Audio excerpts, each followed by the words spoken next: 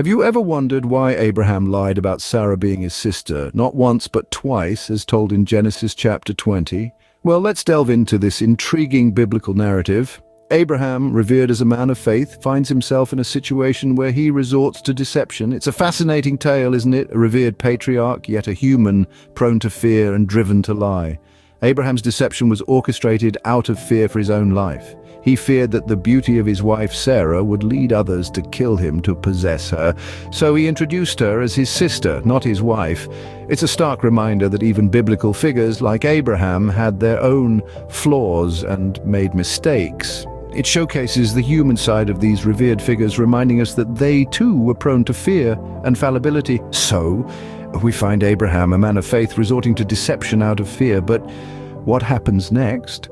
As we delve deeper into Genesis chapter 20, we see the hand of divine intervention. Our tale unfolds as God, in his infinite wisdom and justice, intervenes to prevent King Abimelech from unknowingly sinning against him. You see, Abimelech had taken Sarah, Abraham's wife, into his house, unaware of her marital status due to Abraham's deception. But God stepped in, appearing to Abimelech in a dream, revealing the truth and warning him of the grave sin he was about to commit. This is a pivotal moment in our story, as it showcases the theme of divine protection. God, in his mercy, doesn't just sit back and watch events unfold. He actively steps in, even in the lives of those who may not know him, to prevent them from falling into sin. It's a powerful reminder that divine intervention isn't just about spectacular miracles and grand gestures. It's also about the subtle ways God guides and protects us in our daily lives. Now let's explore the consequences of actions. In response to Abraham's deception, God closed the wombs of every woman in Abimelech's household. This wasn't merely a punishment for Abimelech, who was innocent in this scenario, but a consequence of Abraham's actions. It serves as a stark reminder that our actions, even those done in fear or confusion, can have far-reaching effects on those around us. And finally, we touch upon God's justice. God's intervention was not only a warning to Abimelech, but also a call to justice. He demanded Abimelech return Sarah to Abraham, thus righting the wrong that had been done.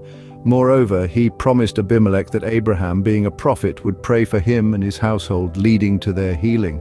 This brings us to the end of our exploration of divine intervention and consequences in Genesis chapter 20. Here we see the consequences of Abraham's deception, but how does this story resolve? Stay tuned as we delve into repentance and restoration in the next part of our journey. In the final part of Genesis chapter 20, we witness repentance and restoration. A confrontation between Abimelech and Abraham takes place, unveiling the truth behind Abraham's deception. Abimelech, despite his initial anger, chooses the path of righteousness, returning Sarah to Abraham. This act demonstrates his repentance, a decision to rectify his actions, even those committed unknowingly. In a similar vein, Abraham, realizing his mistakes, prays for Abimelech's household. His prayer signifies his remorse and request for forgiveness, further emphasizing the theme of repentance. The story then takes us through the theme of restoration. As a result of Abraham's sincere prayer, God heals Abimelech, his wife, and his maidservants, restoring their ability to bear children. This act of divine healing manifests the power of repentance and the potential for restoration.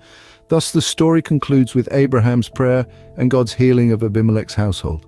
Genesis chapter 20 is a rich tapestry of human frailty, divine intervention, and the power of repentance. As we delve into its intricate threads, we find ourselves confronted with timeless truths, lessons that resonate even in our contemporary existence. Consider the human propensity for deception as seen in Abraham's story. How often do we, too, resort to untruths out of fear or self-preservation? Yet, as we've seen, divine intervention can steer us back on course, reminding us of the virtue of honesty. Reflect on repentance and restoration. Abraham's tale is a testament to the transformative power of remorse and making amends. It's a reminder that no one is beyond redemption. In our own lives, we encounter moments of frailty, divine nudges, and opportunities for repentance. Genesis chapter 20 is more than just a chapter in a book. It's a mirror held up to our own lives, our own decisions. Remember, even in our mistakes, we can find lessons and opportunities for growth. Genesis chapter 20 invites us to reflect on these truths.